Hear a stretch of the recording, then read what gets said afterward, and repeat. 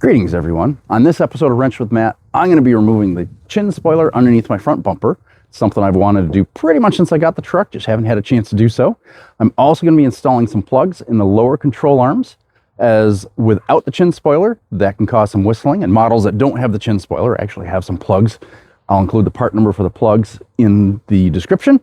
And I also, as my truck now is a year old, bought it a little birthday gift of the front skid plate, the aluminum TRD Toyota skid plate, and I'll be installing that in this video as well. Without further ado, let's take a look and see the skid plate come out of the box. Well, for starters, this thing is beefy. Looks like it's about 3/8 of an inch thick, very solid aluminum. Shows you where all the screws go for mounting it to the bottom of the truck. Tells you takes a 12mm socket. There are 6 bolts that hold it in place. One very cool thing is this recessed area in the middle is actually a jack point, so you can jack it up by the skid plate. That's pretty awesome. All right. I know these are 12mm bolts. I believe the bolts that hold the chin spoiler in place are 10s. Make sure that that instruction sheet isn't going to go anywhere. And let's get the truck up on ramps, so give myself a little more room to work, and we'll get the chin spoiler off. There are 1, 2, 3, 4, 5 screws across the middle of the front, and then 2 on each end. I'm going to put these screws back in here so I don't lose them.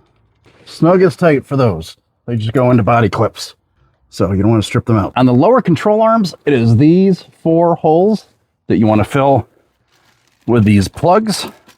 Again, I'll have the part number in the description, and these just snap right into place. And just do the same thing on the other side. I'm simply setting the bolts on the ground near where I'm removing them from, so I know where they go back.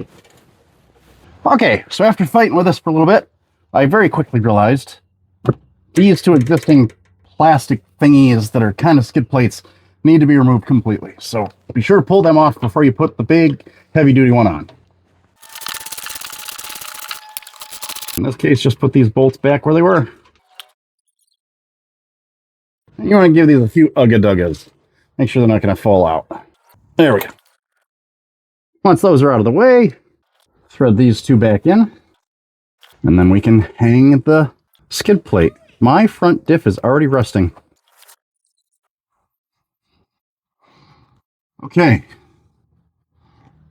It's hanging on these bolts. So now I should be able to put these in. Don't tighten everything down until you've got all of the bolts in.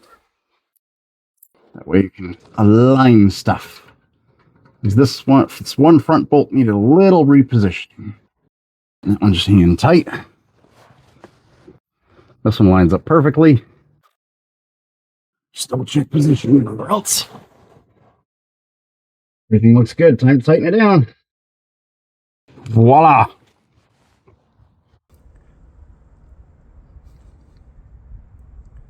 There you have it. Nice TRD Toyota skid plate all installed, ready to rock and roll. All right, while the skid plate is not overly noticeable from the front, I know it's there, I know it looks cool, and I think the front end of this truck looks a lot better now that that chin spoiler is gone. Part numbers will be down in the description. Thank you for watching, and we'll catch you in the next video. Take care.